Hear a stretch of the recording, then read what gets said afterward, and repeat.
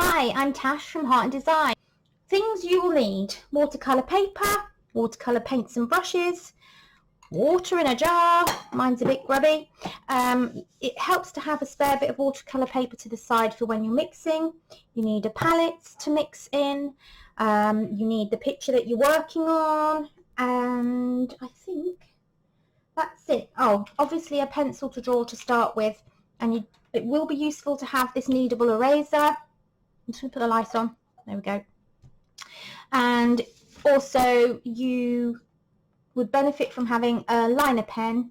This is a 03 liner pen. I always try and see if you can get to see that on the camera, but 03, and we use that at the end. So I've already drawn out the flip-flops today. As I said, when you go on my website, there's a section called Chameleon, and it's all about bespoke journals and things, and they're downloadable sheets that you can add to those journals. You don't have to, you can just use them as sheets. And then so you download, and then there's 4 videos with it all in one, or 5 videos all in one, showing you how to draw, and then 4 different ways of painting. And this is one way. We're on the watercolor. So I'm going to paint this now. First of all, I'm looking for quite a vibrant, kind of deep pink colour. So that already, I really like that as it is, although it's quite bright. It's okay, it doesn't matter. So I'm going to mix up quite a bit of that, because that's actually pretty perfect. That's our main colour.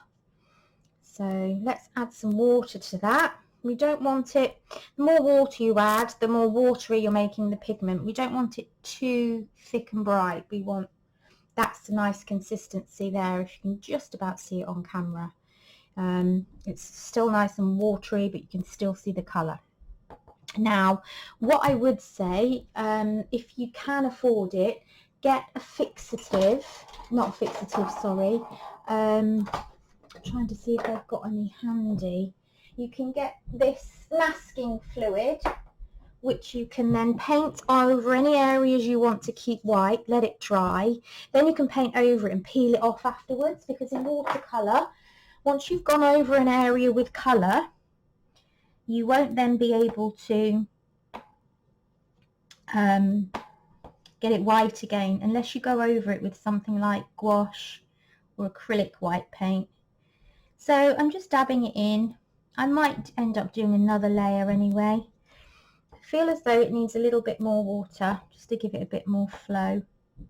There we are. So I'm not worrying about that. It's another expense that you don't need to really worry about. Just do what you can and avoid the white space where your flip-flop toe thing is, if you know what I mean. Okay. Yeah, so there's one. Don't worry about it being even. At the end of the day, watercolor, it does what it wants to do. It spreads itself around. So again, we're just using the brush to fill in the space with color. Now, although I'm trying to keep the foot part, the toe part of the flip-flop nice and clear and white,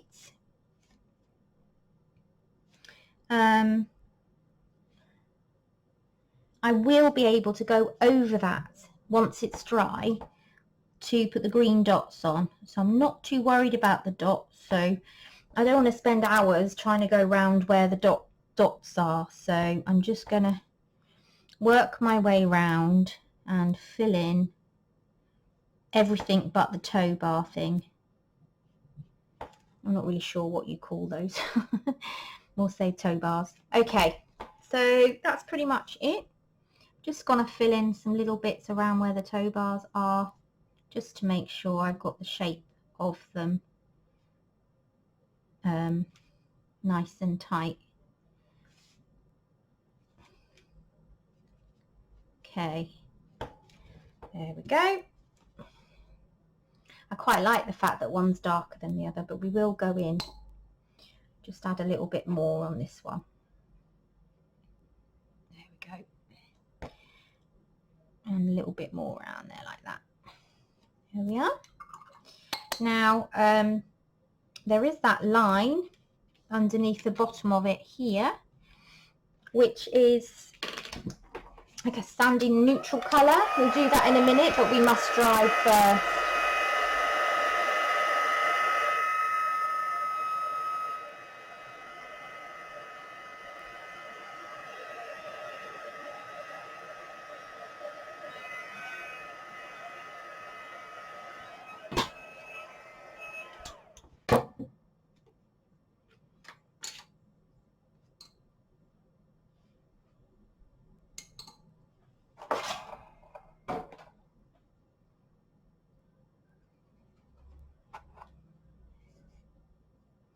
Right, to do that underneath bit, that natural colour, I'm going to use yellow ochre, because when you add white to that, it always comes out as a really nice, oh, there's orange in the white. It always comes out as a really nice neutral colour. Now, because there was orange in that, and we may not get there now, let's see. Let's add some more yellow ochre. Okay. Now we'll add some more white. Get in there, that's better. Get some more white. Yeah, like that. So I'm going to go, if you can see on the camera, I'm just going to use my brush as my guide, and I'm literally just going to go in with this underneath the flip-flop, like so.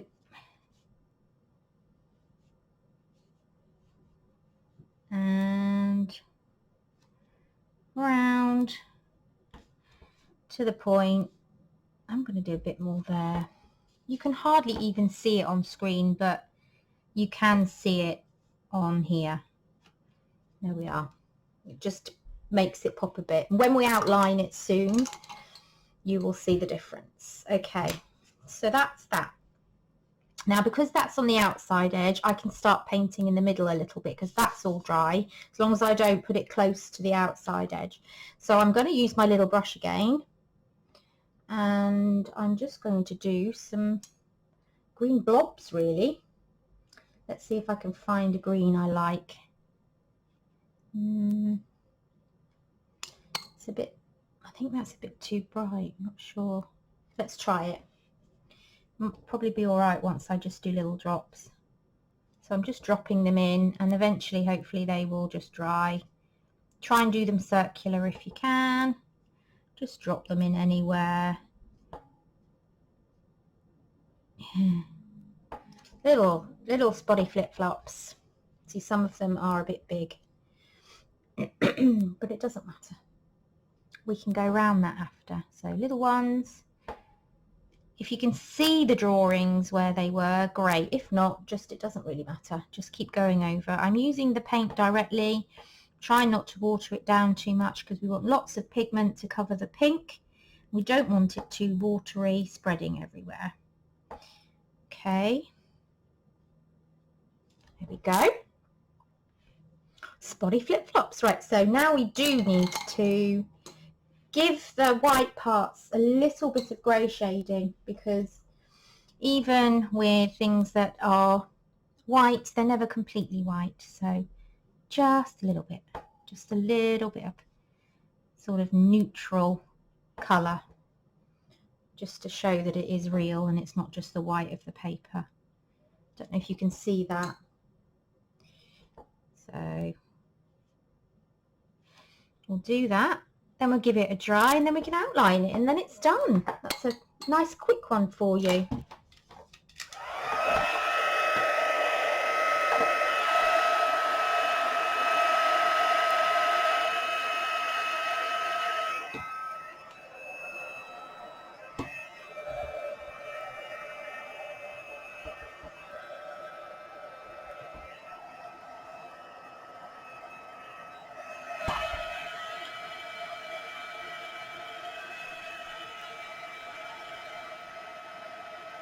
You do need to make sure it's all really dry so that we can go over it.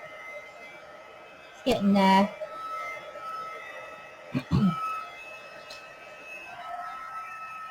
Now, of course, you can add to this if you wanted to. You could put sand in the background. You could have the edge of a spade here. You could have some sunglasses.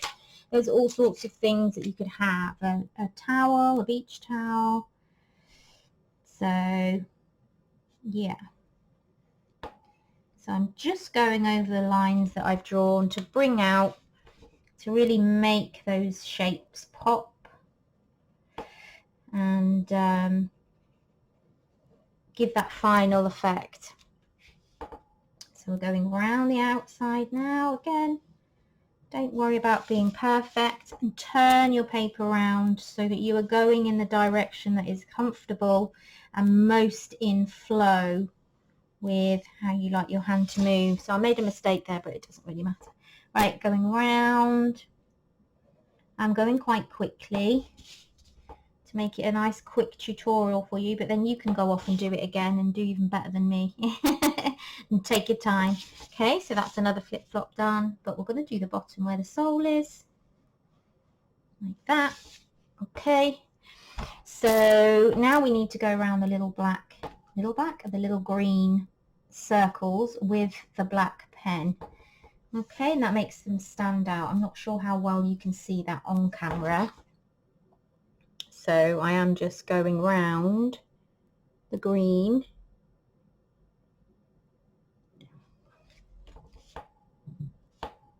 Just to make those little polka dots stand out. And if you feel like they're not green enough when you do it, you can just go back in and add the colour again. So where I've picked up colour, I could go back in and drop some more in. I don't know if you saw me use the tissue when it was drying. I've just squidged it down, and it actually lifts off some of the paint, and so it's much easier to control then and to recover. So that's it. That's that one done. As I say, there's lots more online. I'm adding to them every week from now on. You can subscribe to my website for a monthly fee of only £5, and you can access all of the worksheets that will be uploaded soon and everything in the future. So it's yeah, it's really good value. So yeah, I hope you enjoyed it. We'll see you in the next one. Take care, everyone. Bye.